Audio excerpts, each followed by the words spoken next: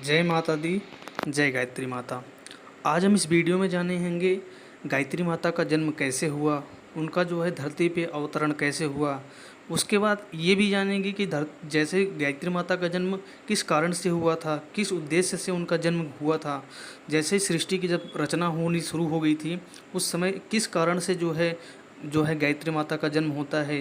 क्योंकि गायत्री माता को जो है मुख्यतः जो 4 वेद हैं हमारे, उसके लिए ऐसी मान्यता है। उसी के कारण इनको जो है ज्ञान बांटने के कारण जो है माता का जो है अवतरण करवाया गया था। जो हमारे 4 वेद हैं, ऋग्वेद, यजुर्वेद, सामवेद, अथर्ववेद, उनको जो है आदमी तक, जो व्यक्ति बनाए गए थे उन तक पहुंचाने के लिए कोई भी साधन नहीं था। इसलिए ऐसी मान्यता है जो माता का जो है जन्म उसी के कारण ही करवाया गया था। यह भी जो माता का जन्म है, यह जो है भगवान ब्रह्मा के द्वारा ही उनका जो है अवतरण धरती पर करवाया जाता है या सृष्टि में करवाया गया। तो आज हम इस वीडियो में पूरी कहानी जानेंगे, माता जो गायत्री हैं इनके जन्म की पूरी कहानी जानेंगे और काफ़ी कुछ आपको इस वीडियो में जानने को मिलेगा। तो वीडियो को आप पूरा देखें और चैनल पर अगर नए हैं तो चैनल को सब्सक्राइब कर लें, वीडियो को लाइक और शेयर करें। चलिए वीडियो को शुरू करते हैं। गायत्री माता के जन्म की कहानी कुछ इस प्रकार से है।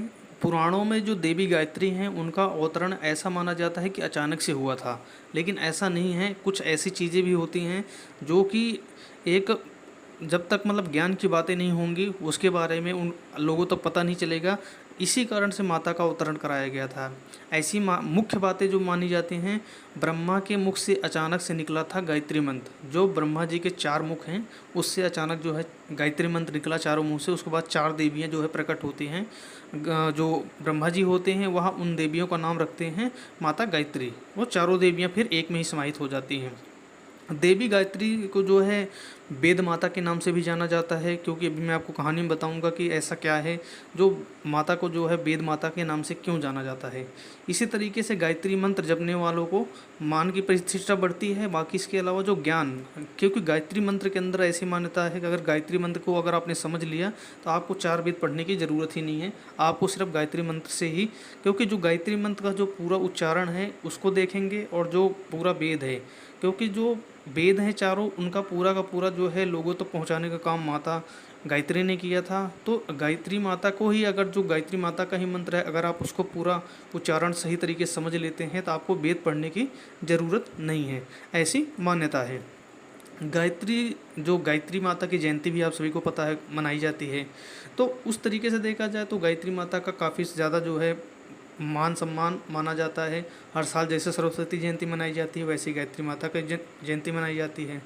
माता की अगर धार्मिक मान्यताओं के अनुसार माना जाए कि जो है गायत्री माता का जन्म कुछ इस प्रकार से हुआ था। सृष्टि की रचना के होने के बाद जो है चारों वेद की भी रचना होती है, जिसमें जो है ऋग्वेद, सामवेद, यजुर्वेद और अथर्ववेद होते हैं। तो यह 4 वेद जब सामने आते हैं तो यह भी होता है कि यह वेद तो बन गए हैं, उसके अंदर जो शिक्षा है उस शिक्षा को लोगों तक पहुंचाया कैसे जाए। तो इसके लिए भी और एक बार भी ऐसा लगता है कि जो ब्रह्मा जी सोचते हैं कि मैं खुद पढ़कर जो है जिसके बारे में, जैसे मैं सृष्टि का मैं लिखता हूँ तो मैं जो है लोगों की उसी तरीके से मैं लिख भी देता हूँ कि लोग इसको पढ़ें या नहीं पढ़ें, किस तरह किसको ज्ञान होगा नहीं होगा, उस हिसाब से ब्रह्मा जी सोचते हैं। लेकिन ऐसा होता नहीं है। तो वो जो है काफ़ी समय तक बीत जाता है। तो उनको ऐसा लगता है कि अब कुछ ऐसा करना चाहिए ताकि लोगों तक जो है यह जो ज्ञान की बातें हैं या जो चारों वेद हैं इनकी शिक्षा जो है लोगों तक पहुंचानी चाहिए। जैसा कि आपको पता है सृष्टि का निर्माण जो है भगवान विष्णु, उनके जो है जो नाभि होती है वहाँ से कमल निकला, कमल से जो है भगवान जो है ब्रह्मा पैदा हुए। ब्रह्मा जी के जो है 4 मुख थे। उसके बाद जो है यह सारी चीज़ें सारी होती हैं। उसके बाद जो है एक दिन भगवान जो विष्णु होते हैं वह खुद ही कहते हैं कि जो इंसान बनाए गए हैं या जो मनुष्य बनाए गए हैं जो है जाकर जो है धरती पर रहेंगे, उनको जो है शिक्षा कैसे मिलेगी। तो यह एक काफ़ी बड़ा जो है सवाल था। तो भगवान विष्णु तो यह बोलकर जो है अंतर ध्यान हो जाते हैं, लेकिन ब्रह्मा जी उसके बाद जो है 4 वेदों का जो है निर्माण करते हैं और उसके बाद जो है चार वेदों के जो है अवतरण के बाद भगवान जो ब्रह्मा होते हैं वह भी काफ़ी सोचते समझते हैं, और वह पहले यह सोचते हैं कि किसी न किसी तरीके से जो है यह तक जो शिक्षा हो है इसके अंदर वह लोगों तक पहुंचाई जाए। लेकिन काफ़ी समय बीत जाता है, नहीं पहुंचा पाते हैं। तब वह सोचते हैं कि अब इसके लिए कुछ उपाय सूझा। तो उन्होंने जो है एक दिन जो है काफ़ी सोच ही रहे थे कि अचानक से उनके जो उनके चारों मुख थे उससे जो है गायत्री मंत्र अचानक से, ऐसी मान्यता है कि अचानक से उनके मुंह से जो है गायत्री मंत्र निकल जाता है। तो जब उनके मुंह से गायत्री मंत्र निकलता है तो उनके जो है चारों मुख से जो है वहाँ से जो है चार देवियाँ जो है प्रकट होती हैं उसी समय जैसे ही गायत्री मंत्र निकलता है। तो जैसे माता गायत्री माता का जन्म होता है और वह वहाँ पर अवतरण होती हैं सृष्टि में, तो वह जो है ब्रह्मा जी को हाथ जोड़ के नमन करती हैं। और उनके नमन करने के बाद जो है ब्रह्मा देव पूछते हैं कि आप देवी कौन हैं। तो माता जी बताई कि जो अभी आपने जो संस्कृत में उच्चारण किया था वही जो है गायत्री माता मैं हूँ, और जिसका आपने उच्चारण किया था वह मैं ही हूँ। तो गायत्री माता का जब भगवान ब्रह्मा को यह पता चलता, अचानक से गायत्री माता का मैंने जो है उच्चारण किया है और गायत्री माता का जो है अवतरण हो चुका है सृष्टि में। उसके बाद जो है देवी जो होती हैं चारों की चारों देवी जो है भगवान जो ब्रह्मा होते हैं उनको देखकर जो है प्रणाम करती हैं। उसके बाद जो ब्रह्मा जी होते हैं उनसे पूछते हैं कि आप देवी कौन हैं। तो वह बताती हैं जो है मैं गायत्री हूँ, और अभी आपने जो उच्चारण किया था संस्कृत में वही देवी हूँ मैं।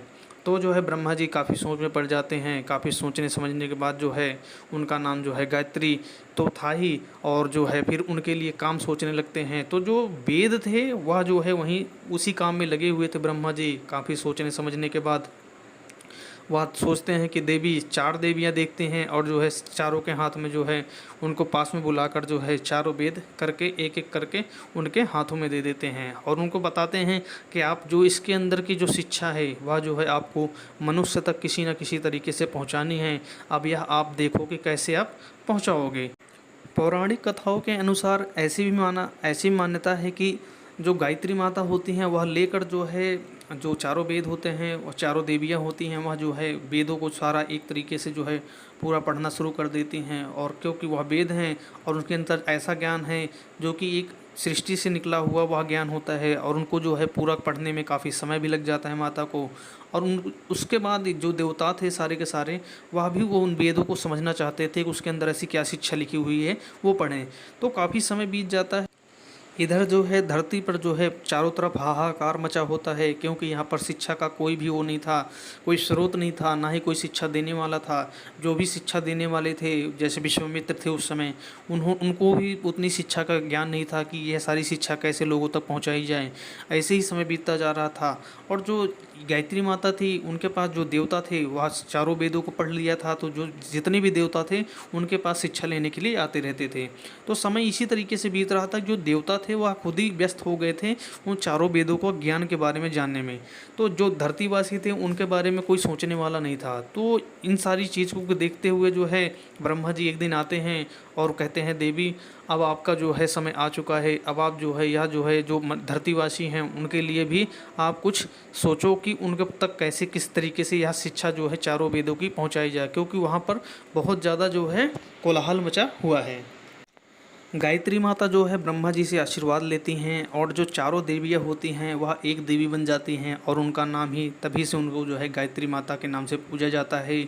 और उसी समय जो है ब्रह्मा जी उनको आशीर्वाद देते हैं और कहते हैं, उसी समय जो है जो गायत्री मंत्र होता है ब्रह्मा जी बोलते हैं ओम भूर्भुवस्वः तत्सवितुर्वरेण्यम भर्गो देवस्य धीमहि धियो यो नः प्रचोदयात्। यह बोलकर आशीर्वाद देते हैं, और वह कहते हैं जो यह मंत्र का जाप करेगा और इस मंत्र को जो समझ लेगा उसको यह चारों वेदों के बारे में जानने की कोई ज़रूरत नहीं होगी, क्योंकि इस मंत्र के अंदर जो आपने पढ़ के इस सारे वेदों को समझा हुआ है, तो जो इस मंत्र को समझ लेगा उसको जो है यह चारों वेद पढ़ने की ज़रूरत नहीं पड़ेगी। इतना कहते हैं और भगवान जो है ब्रह्मा जो है अंतर्ध्यान हो जाते हैं। और जो माता जो है गायत्री होती हैं वह अब यह सोचती हैं कि किस तरीके से जो है हमें धरतीवासी तक इस शिक्षा को पहुँचाया जाए, चारों वेद के बारे में कैसे न कैसे करके जो है धरतीवासी को इसके बारे में बताया जाए। उधर धरती पर इतना ज़्यादा कोलाहल मचा हुआ था कि भागीरथ जो है इसलिए जो है लड़ाई कर रहे थे कि जो माता गंगा है उनको जो है धरती पर भेजा जाए लोगों के कल्याण के लिए, क्योंकि जो है धरती पर जो है उस समय बहुत ज़्यादा पाप बढ़ गया था। तो वहाँ पर एक समय जो है भागीरथ जो है उस तरीके से प्रयासरत से गंगा माता को लाने के लिए कि लोगों का जो है किसी तरीके से पाप धुल जाए। दूसरी तरफ जो है महर्षि विश्वामित्र जो थे वह कठोर तपस्या इसलिए कर रहे थे कि जो धरतीवासी थे उनके लिए जो है यह सोचना बहुत ज़्यादा ज़रूरी था कि जो मनुष्य हैं उनको जो है कैसे ज्ञान पहुँचाया जाए। अभी सब लोग आपस में लड़ रहे हैं, वो पाप बढ़ता जा रहा है, लेकिन किसी को कुछ कोई शिक्षा का ज्ञान नहीं है, कैसे किसको क्या करना है कुछ पता ही नहीं है। तो ये सारी बातें देखकर जो है काफ़ी जो गायत्री माता हैं वह भी काफ़ी चिंतित होती हैं, और वह भी और यहाँ पर जो है विश्वामित्र जो है कठोर तपस्या करते रहते हैं। तो जो गायत्री माता जो पहला स्रोत बनाती हैं वह जो है विश्वामित्र को ही बनाती हैं, और उसके बाद जो है माता विश्वामित्र के जो जैसे कि वो कठोर तपस्या कर रहे होते हैं उस तपस्या में आकर जो है माता जो है उनको जो है एक दिव्य रूपी तरीके से जो है उनको दर्शन देती हैं। विश्वामित्र को जब यह पता लगता है कि जो है हमारी जो तपस्या है उसमें किसी देवी ने जो है दर्शन दिया हुआ है, वह काफ़ी खुश होते हैं। और उसके बाद जो है जब दूसरे दिन वहाँ दोबारा बैठते हैं जो है यज्ञ करने के लिए, तपस्या करने के लिए, तो माता साक्षात वहाँ पर दर्शन हो जाती हैं। जो यज्ञ कर रहे होते हैं उसी में से माता जो है गायत्री जो है अवतरण होती है धरती पर, और उसी समय जो है विश्वामित्र बोलते हैं आप गायत्री माता, उनको भी इस बात का ज्ञान हो चुका था जो महर्षि विश्वामित्र थे, क्योंकि वह जो है बहुत बड़े तपस्वी थे, तो उनको ज्ञान हो चुका है कि माता जो है, क्योंकि ब्रह्मा जी ने जैसे ही वहाँ से उनको आशीर्वाद देकर भेजा कि अब जाना है आपको जो है धरती पर जितने भी मनुष्य हैं उनको जो है इस वेद के बारे में बताना है, क्योंकि वेद अब वो पढ़ेंगे तभी जो है कुछ अच्छा करेंगे, तभी वो पापों से मुक्त होंगे। और दूसरी तरफ जो है भागीरथ जो है गंगा माता को नीचे जो है धरती पर लाने के लिए वो जो है प्रयासरत कर रहे थे। तो जब विश्वामित्र को यह बात, जैसे माता निकलती हैं आगों में से और उनके सामने प्रकट होती हैं, विश्वामित्र प्रणाम करते हैं, उधर माता जो है प्रणाम करती हैं, और उसके बाद जो है माता जो है बताती हैं कि जो है मेरे हाथ में जो है 4 वेद हैं, या जो है जितने भी धरती पर मनुष्य हैं उन तक पहुंचाना है, या जो है सृष्टि का नियम है कि कोई भी व्यक्ति जो है शिक्षा के बगैर ना रहे। और उसी के हिसाब से देखा गया तो जो है विश्वामित्र ने भी इस बात को माना, और उसके बाद जो है माता ने पहले कोशिश किया कि जो है जो विश्वामित्र थे जिन्होंने इतनी कठोर तपस्या करी थी, पहले जो है उन्हीं को उन 4 वेदों की जो है शिक्षा दिया जाए। गायत्री माता जो है जो विश्वामित्र होते हैं उनको जो है पूरी शिक्षा देने के बाद जो है वह भी जो है धरती पर काफ़ी सारे जो ऋषि मुनि हैं उनको जो है शिक्षा देती हैं, 4 वेद के बारे में बताते हैं। लेकिन जो ये ऋषि मुनि होते हैं इनको यह सारी बातें देखकर काफ़ी समझ में आ जाता है कि यह जो माता आई हुई है धरती पर उतरी हुई है, यह कोई साधारण माता नहीं है, क्योंकि यह जो माता है अगर ये 4 वेदों को लेकर आई हुई हैं और ज्ञान दे रही हैं, और सृष्टि के नियम के अनुसार जैसे भगवान ब्रह्मा ने उनको आशीर्वाद दिया था कि जाकर आपको शिक्षा की प्रचार प्रसार करना है इस 4 वेदों का, तो यह कोई आम माता नहीं हो सकती, साधारण कोई माता नहीं है। महर्षि विश्वामित्र जो होते हैं वह माता से पूछ लेते हैं, तो माता जो है बताती हैं कि अगर आप जो है इतनी कठोर तपस्या कर रहे हैं तो आपको जो है 4 जो है वेद हैं इनके बारे में आपको पढ़ना पड़ेगा।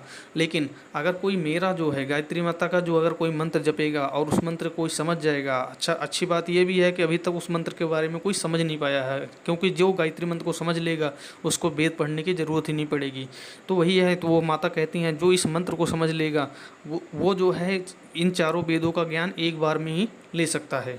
तो लेकिन वह जो है जो विश्वामित्र होते हैं वह भी उस मंत्र को नहीं समझ पाते हैं, और हालांकि वह जो है 4 वेद पढ़ते हैं। तो यह थी जो है माता जो है गायत्री की पूरी कहानी, जैसे कि मतलब गायत्री माता को मुख्यतः जो काम क्या था और कैसे उनका धरती पर अवतरण हुआ था, इसके बारे में हम जानते हैं। जैसे गायत्री माता है, आपको सब पता है कि गायत्री मंत्र जो है कितना महत्वपूर्ण है, और अब हम जानते हैं गायत्री माता को जब जपने की विधि और समय अगर हम देख लेते हैं तो वह कब कब हो सकता है। गायत्री माता का जप करने का सबसे पहला समय जो है भोर का समय माना जाता है।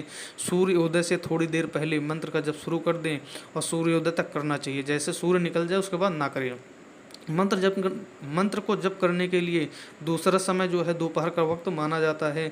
तीसरा वक्त जो है सूर्यास्त के बाद जब पूजा का शाम का जो है समय होता है, उस समय का समय जो है सबसे अच्छा माना जाता है। और हाँ, अगर शाम को अगर 7 बजे के बाद अगर आप गायत्री मंत्र का जाप करने की सोचते हैं तो यह सोच लीजिए, अगर आप जैसे जब सूर्यास्त हो जाता है उसके बाद काफ़ी देर के बाद अगर आप सोचता है करने के, तो ऐसा ना करें। अगर कर रहे हैं तो मौन रहकर करें, ऐसा लिखा हुआ है पौराणिक कथाओं में।